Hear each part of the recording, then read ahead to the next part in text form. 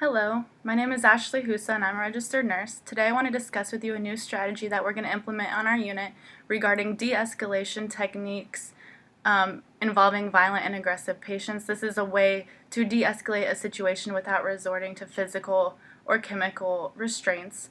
There may be a time in your career when you encounter an individual who might be violent or aggressive, and you need to be educated and trained in how to de-escalate these situations safely for you and the patient.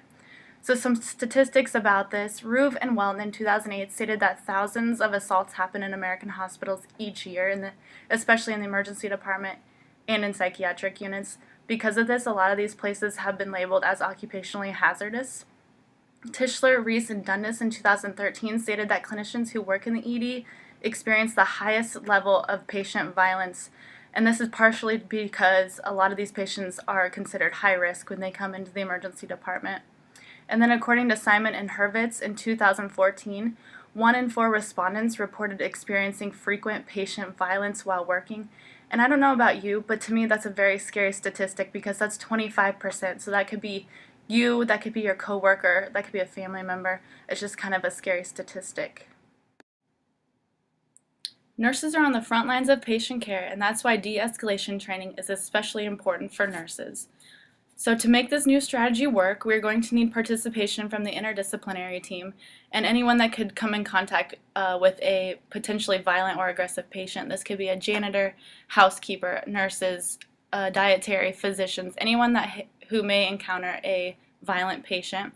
This strategy will incorporate some of the domains from Richmond et al.'s 2012 study. So first, scene safety and individual safety. Personal space, give yourself a good 2 arms width length distance from you and the patient.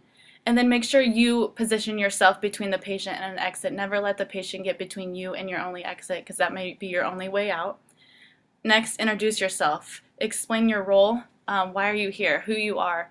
And then make sure your body language is not so aggressive. So arms down by your sides, palms open. This typically is less aggressive. Ask what you can do to help. This is a great way to establish verbal contact.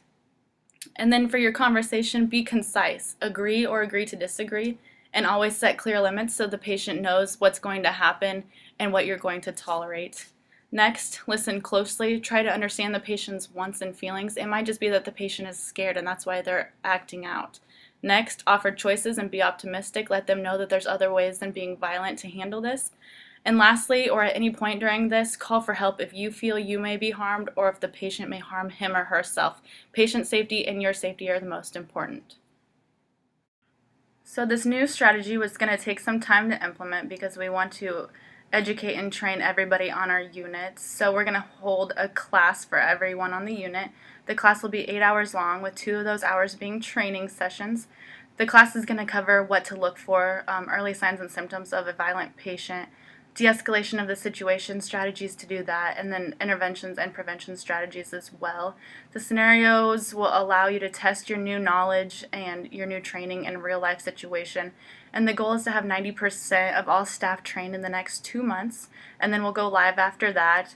So you can sign up for which day you want. We'll have a sign-up sheet, and you can select which day works best for you during your schedule. And then to evaluate our new strategy, we're going to look at the number of times we had to use physical and chemical restraints prior to implementation of the strategy and then afterwards as well, and compare those 2 numbers. And hopefully after the strategy has been implemented, the number of times chemical or physical restraints has been used will be decreased. In 2016, Heckman, Breyerman, Haffen, Schultz, and Hahn in their studies showed that after staff had been trained and educated, they felt they could be more proactive in their prevention and managing of violent patients. That study makes me feel a lot better knowing that their staff felt that they could better handle violent patients in those situations. And then we'll have a questionnaire for all staff a few months after this has been implemented, just to see how you guys are feeling about it, what we could do to make it better, if you're feeling safe, those kind of things. If you have questions in between now and then, please ask me or your supervisor, and if not, have a great day. Thanks.